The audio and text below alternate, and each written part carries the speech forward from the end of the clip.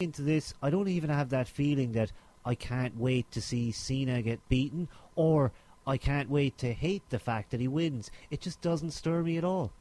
Yeah, I think we've had a bit of overkill on Cena, and really, I think the only thing going forward is to change the gimmick.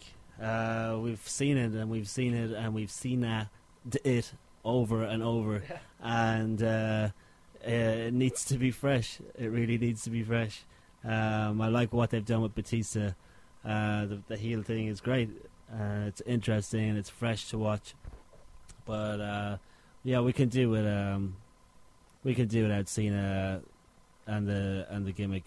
I mean, yeah, the gimmick and the promos. I mean, how long have we watched it for at this stage? And it needs to be fresh. I saw some videos during the week of the prototype, and it caught my interest and made me think. The potential that gimmick, if it had been now, probably would have been stale. But made me think of Cena in a different way, and something that WWE certainly needs to do. Yes, reimagining Cena, it would help us all to accept the guy and really get over that hip-hop gimmick that he's essentially lost, but he still kind of has those traces in there, and it's also so soulless, really. It's a gimmick that just doesn't exist in a way. It's just him in a t-shirt and a pair of shorts. Yeah, he is the face, and you can see he's the guy who'll do your charity events and your fundraisers and your meeting the dying kids and all that malark. But yeah, he's like the Hogan of the we'll call it the tens now, yeah, the 2010, yeah. The tens, yeah. So there's a quote for you. Cena is the Hogan of the tens. I agree on that. That's exactly what he is. He's that big WWE babyface that we're not going to see the back of for another decade, probably. And in 20 years, he'll probably be on some other company talking about shit that happened 15, 20 years ago. That's the way it works in the world of pro wrestling, and that's exactly what we love here on Wrestledope at Wrestledope.com. So, of course, it is Batista versus Cena for the WWE Championship, and those are your two main events, so you can either like them or lump them, really. And, of course, I would say semi-main event, if not indeed main event, could perhaps be Shawn Michaels versus The Undertaker. Could that be at the very end of the show? Yeah, again, my feelings on this one. Just, I don't know. They're not going to be able to top it. You can say they might. They'll try. I'm putting the money down on it right now that it's not going to happen. Right. It's not going to happen. Michaels needs to be with Triple H. They need to deliver.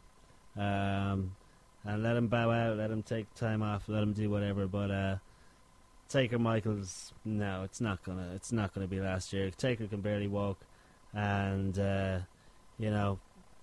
you've seen him run recently, but yeah, that spark and Taker's gone. The fire's gone, and it just doesn't ignite me anymore when I see Taker perform. But yeah, it's a no-go for me. Big news coming out of the Elimination Chamber last weekend, of course, was The Undertaker got scalded. He got burned by the pyro. I sat here watching on a live stream, and even I could notice on the limited definition that indeed he got a burn, but not a lot of other people did. Yeah, we've seen accidents happen in the past and things don't go as planned. Yeah, Taker taking the brunt of that pyro, and definitely taking a few burns to his lower side and whatnot, but continue the match and the pay-per-view, and for quite some time inside in that chamber. Interesting to see his reaction on the whole thing, but yeah, and you saw the difference in pyros on this week's tapings, and definitely a bit more careful from the firemen working the show. Well, I heard a story that Undertaker pretty much said that all those tech geeks in the back were going to get in serious trouble if it ever happened again. So that's one that really was unfortunate. Moving on to more news now, and TNA Knockout Awesome Kong is alleging that radio personality Bubba the Love Sponge called her at 5 a.m. on the 10th of February from a blocked phone number and apparently threatened her. She got into a backstage altercation with Bubba after he said "fuck Haiti" on his Twitter account, and apparently he is calling her in the middle of the night now, but Bubba is denying this, and it looks like the back and forth between Bubba and Awesome Kong is going to continue. Apparently now Bubba saying he's done with TNA.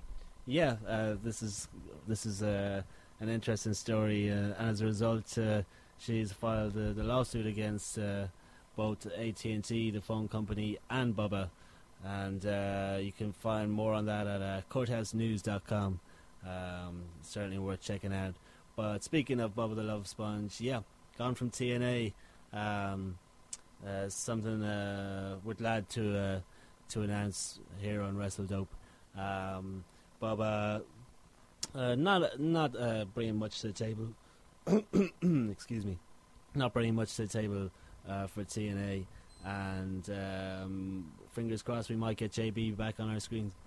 Very possibly. Bubba, of course, responding to the statement, and apparently he said that he was made aware of allegations made in a petition for full bill of discovery by Miss Kia Stevens. That's Awesome Kong, a professional wrestler with TNA. The allegations in this petition are 100% false, says Bubba. To be clear, everything contained in this petition is not true. So Bubba completely denying it. You have to imagine, I did some work on radio. People will ring you and claim they're someone they're not.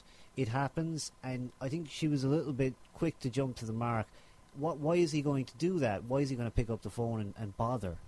Yeah, I think for the most part, Kong has certainly a love-hate relationship, wouldn't be the word, but an all-out hate relationship for Mr. Love Sponge himself.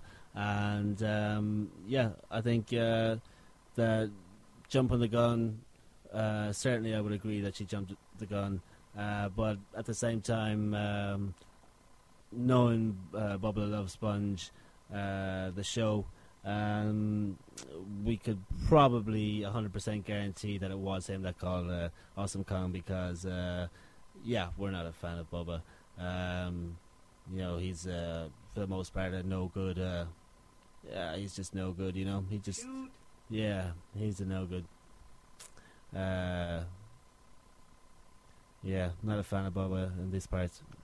Bubba the Love Sponge creating controversy wherever he goes, and most people, he polarizes opinion, and certainly it looks like if he is now done with TNA, then we won't have to put up with him anymore. We won't have to join those Facebook groups to get him kicked out. It's something that we won't have to worry about anymore. He can just do his radio show and pretty much just never come back to TV again. Yeah, I think it would be a polite way of saying you were shit, but yeah, Bubba the Love Sponge was, you know, I mean, the radio show is rubbish, and pretty much anything he puts his hand to is rubbish. So yeah, a good move there, and everyone comes out happy, and yeah, fingers crossed for JB. That's our wrap-up of the latest in Dirt Sheet News here on Wrestledope, the Wrestledope Wrestling Radio podcast on Wrestledope.com.